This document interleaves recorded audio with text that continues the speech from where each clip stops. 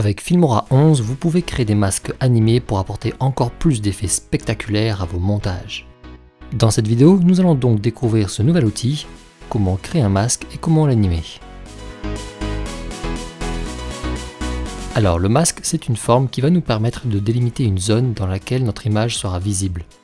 C'est très pratique pour intégrer des images sur d'autres vidéos. Dans Filmora 11, pour créer un masque, nous devons faire un double clic sur notre clip dans la timeline. Ici, en haut à gauche, nous retrouvons les réglages pour le plan. Dans l'onglet vidéo, nous avons une partie intitulée masque. C'est ici que nous allons pouvoir créer des masques et les animer directement. Nous sommes maintenant dans les réglages du masque. En premier, Filmora nous propose les différentes formes de masques possibles. Le rectangle qui nous permet de donner une forme rectangulaire à notre image. Ensuite, le masque cercle qui nous permet de créer une image ovale ou ronde.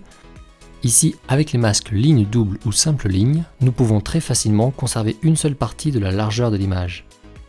Enfin, Filmora nous propose des formes plus joyeuses, comme un cœur ou une étoile. Si vous souhaitez une forme très précise, sachez qu'il existe une option ici pour importer un masque. Grâce à cela, vous pouvez créer en amont un masque de la forme voulue et l'importer dans le logiciel. Et enfin, si finalement nous ne souhaitons plus appliquer de masque, eh bien il nous suffit de cliquer ici sur aucun et le masque disparaît. Sélectionnons par exemple le rectangle. Vous voyez maintenant qu'une petite partie de l'image a été conservée, et donc de forme rectangulaire. Tout le reste qui est noir est en réalité transparent. Plaçons dans la timeline une vidéo en dessous de celle-ci, et nous la découvrirons à l'image. Alors sur Filmora, nous avons la possibilité de toucher aux options du masque. En dessous des formes, nous avons pour commencer l'option inverser le masque. En cliquant dessus, au lieu de conserver l'intérieur du masque, Filmora va conserver uniquement l'extérieur. Juste en dessous, nous retrouvons un réglage très pratique, l'intensité de flou.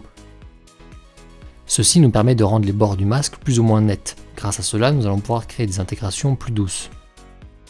Plus bas, nous avons tous les paramètres pour modifier la position, la rotation et l'échelle du masque. Ces réglages touchent uniquement au masque. Si par exemple j'agrandis le masque comme cela, la vidéo à l'intérieur ne zoome pas, c'est seulement la forme du masque qui va zoomer. Ainsi, nous pouvons décider de tout ce que nous souhaitons conserver à l'image.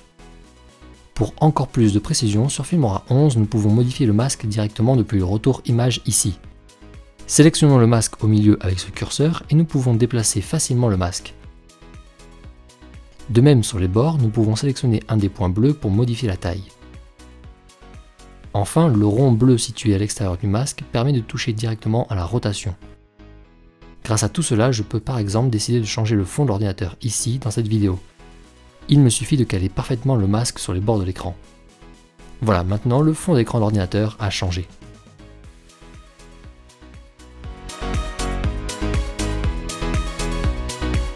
Alors maintenant que vous savez faire un masque, nous allons découvrir l'option inédite de Filmora 11, cette possibilité de l'animer. Vous voyez ici sous les formes disponibles, nous avons la case Ajouter. Cette option-là va nous permettre de créer un point clé temporel sur notre masque. En cliquant dessus, Filmora va retenir les paramètres du masque à l'instant T. Sur la vidéo dans la timeline, nous voyons maintenant un petit point clé qui est apparu et qui donc fige les réglages appliqués au masque pour cette image-là.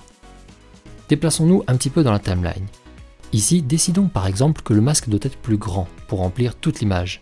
Toujours dans l'onglet masque ici, on clique sur Ajouter pour créer un nouveau point clé et il nous suffit alors de modifier le réglage échelle en l'agrandissant pour que la vidéo occupe toute l'image. Et maintenant, si nous faisons lecture, nous voyons que le masque évolue dans le temps. Il grandit pour afficher pleinement l'image. Avec cette fonctionnalité, nous allons pouvoir créer plein de super effets d'intégration. Prenons par exemple cette vidéo avec une porte d'ascenseur qui s'ouvre. Avec les masques animés de Filmora 11, nous pouvons décider de changer le fond derrière la porte. Je me place vers la fin lorsque la porte est ouverte et j'applique ici le masque en forme double ligne. J'ajuste la taille et la position du masque pour qu'il ne conserve que le fond derrière la porte. Maintenant, je place un point clé. Ensuite, je me place au début quand la porte est fermée. J'ajoute un point clé et je réduis totalement le masque. Voilà. L'ouverture de la porte de l'ascenseur n'étant pas à vitesse constante, je passe mon plan en revue et selon les moments, j'ajuste le masque en plaçant un nouveau point clé et en modifiant sa taille. J'ai maintenant un masque qui suit l'ouverture de la porte. Je n'ai plus qu'à inverser le masque en cliquant ici. Maintenant, vous voyez que tout le fond derrière la porte a été supprimé. Et ensuite, je peux poser en dessous dans la timeline l'image que je souhaite comme fond derrière l'ascenseur. Et voilà, on vient de créer un super effet grâce au masque animé de Filmora 11. C'est l'une des nombreuses possibilités de création que nous proposent ces masques. Alors n'attendez plus pour passer sur Filmora 11, vous pouvez le télécharger sur le site filmora.wondershare.fr. Et surtout restez bien abonnés à la chaîne Wondershare Filmora France, car de nouveaux tutos pour vous présenter de superbes animations de masques arriveront prochainement.